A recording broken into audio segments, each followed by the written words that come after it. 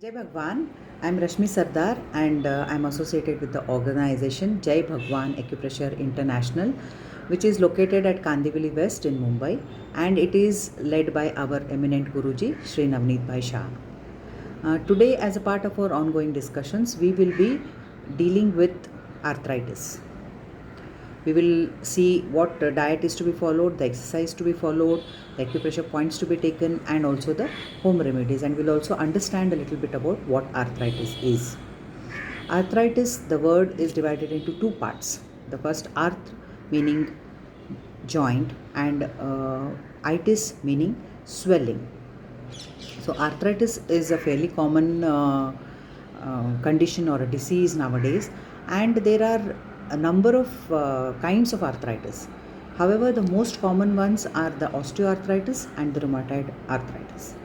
And this arthritis basically affects women mostly, and after the ages of 50 and 60. And the symptoms of arthritis are there is swelling in the joint, there is pain in the joint, and the joint makes a creaking kind of sound whenever there is a movement in the joint. And arthritis affects all the joints, like it can be arthritis of the fingers, arthritis of the wrist, of the elbow, of the shoulder, of the knees, of your hips. So arthritis, and also it can affect only predominantly the right side or the left side of the body. And generally the symptoms of swelling and pain and creakiness of the joints, it increases after as one ages. And let us come to the causes. So what can cause arthritis in a person? So basically they say it can be caused due to wear and tear, as we see in osteoarthritis, and it can be due to an immune dysfunction, where it is known as an autoimmune disorder, as in case of rheumatoid arthritis, or it can be due to some kind of underlying disease or injury or infection, or it can be also due to a genetic makeup of a person, or it can be due to some abnormal metabolism, due to which conditions like gout, which are also classified as arthritis, can surface in a person.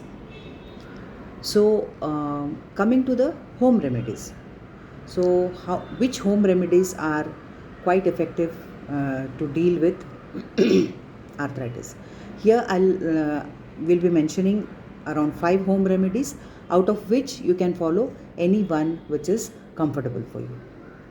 The first home remedy is that where you take take a small spoon of ginger powder, add it to 2 cups of water, soak it in this water for around 4 to 5 hours and then boil this water, reduce it to half, strain it, cool it, add 1 teaspoon of castor oil to it, and then you can consume it. And this has to be consumed before sleeping at night, and it has to be consumed once a day for 1 month continuously. This is remedy number 1. Remedy number 2 is that of the drumstick soup. This drumstick soup should be had in the afternoon before your meals, maybe 30 minutes before your meals, once a day, also for a month. Here you take the drumsticks, you boil them, you make them into small pieces, you boil them, and then the inside pulp of the drumstick has to be taken, blenderized, and to this you add about half a teaspoon of ginger powder, dry ginger powder, and a little bit of senda salt or senda namak according to taste. This is all. You don't add anything more, no spices, other spices to the soup. This is a very light and nourishing kind of soup, so it can be had for 1 month. The third remedy is a tablet which is known as Ajmodadi, and this tablet is very effective to reduce the gas in the body, and this can be had in the morning. So 1 tablet with lukewarm water can be had in the morning, and this has to be had for a period of 15 days continuously. This is remedy number 3. Remedy number 4 consists of having half a cup of durva juice, which is a typical grass which we adorn Ganpati with. or it is offered to Lord Ganpati. So this durva, it has to be made into a juice, and to this to half cup of this juice you add 1 teaspoon of honey and have it between 8 and 9 in the morning, and this has to be had once a day for 15 days. And coming to the last remedy, which involves having milk, you take around 100 ml of milk, add 1-inch piece of grated fresh ginger. It's not dry ginger, it's fresh ginger here, with 10 pieces of crushed peppercorns. So 100 ml of milk with 1-inch piece of grated ginger plus 10 pieces of crushed peppercorn, and you bring this mixture to a boil, and just as it is about to come to a boil, add half a teaspoon of turmeric to it and give it one boil.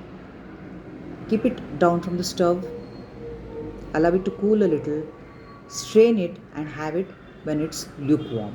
And this also has to be had in the morning for 15 days continuously. So these are the 5 home remedies, and here you have to follow any one remedy, not all the 5. Along with the home remedies, you have to also use certain kinds of applications on these swollen joints to get relief from inflammation and pain.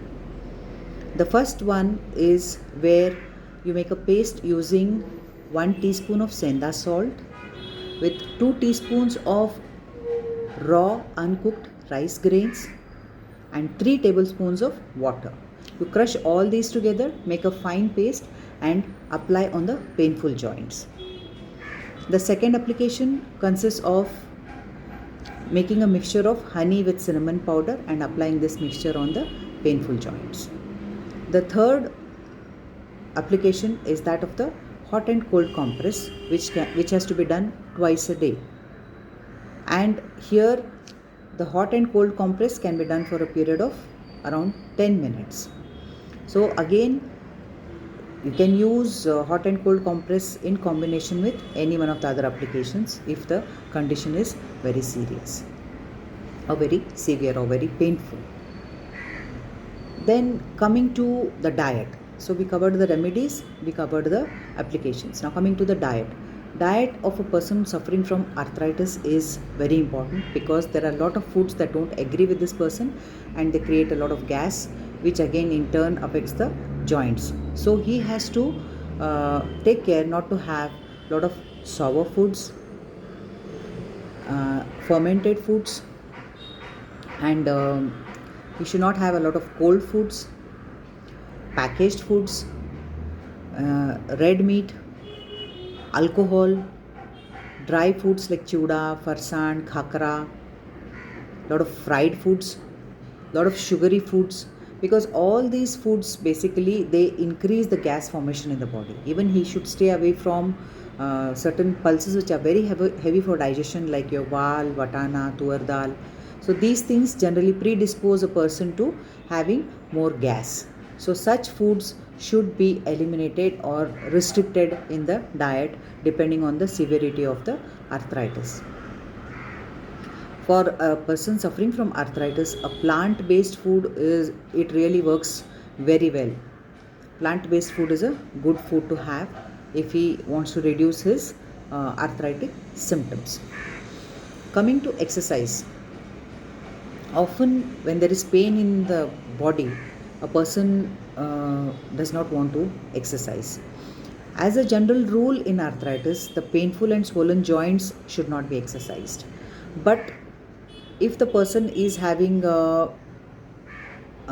pain in the knees, suppose, he can do other forms of exercise which involve the upper body. He can do pranayam, he can just do the upper body stretches. So exercising is very important for arthritic patients, because if he doesn't exercise, he goes into a kind of vicious cycle. Because he has pain, he will not exercise, and because he doesn't exercise, his arthritis is going to get worse. Exercise basically helps to strengthen the muscles around all these painful arthritic joints. So exercise is very important, and he should engage in low impact exercises like walking, stationary cycling, stationary elliptical machines, or or he can even engage in exercises like swimming, which is very good because he doesn't feel the weight of the body, so the painful joints do not become painful when he swims, or he uses things like aqua aerobics, or just making some kind of movements in the water. And in yoga, especially the Pavan Muktasan series of asanas is very good for releasing the trapped vayu or the gas from all the joints. So depending on the kind of things that are available at his disposal, he should exercise every day. Exercise should be part of his daily routine for managing arthritis better.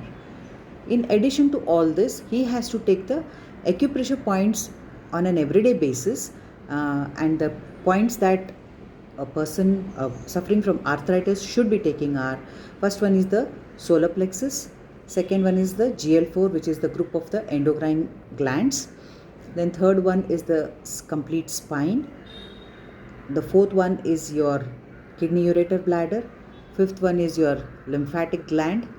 And in addition to all these compulsory points, he should also take the points which are related to that painful joint. Suppose he has a painful knee, so in addition to these compulsory acupressure points, he should also take the points related to the knee. That is when he will find relief. And basically all these compulsory points, he has to take the reflex points, and the points associated with the painful joints can be taken as a reflex as well as the local. First the reflex and then the local. If the joint is very painful, you can take it only in the reflex area. Thank you. Jai Bhagwan.